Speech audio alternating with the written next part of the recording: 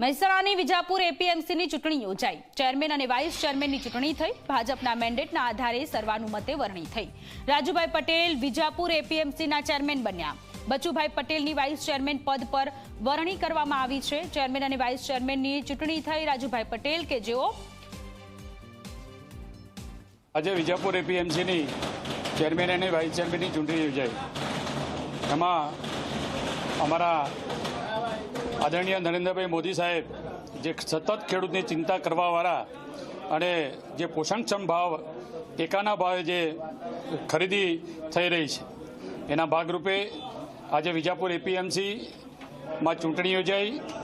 એમાં અમારા પ્રદેશના મોડી મંડળે આજે મારા નામની દરખાસ્ત મને ટેકો આપ્યો છે।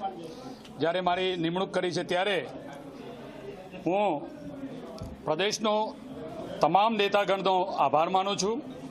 સાથે સાથે અમારા મહેસાણા જિલ્લાના યશસ્વી અધ્યક્ષ ગિરીશભાઈ રાજગોર સાહેબનો પણ અને એમની પૂરી ટીમનો પણ હું આજના પ્રસંગે આભાર માનું છું।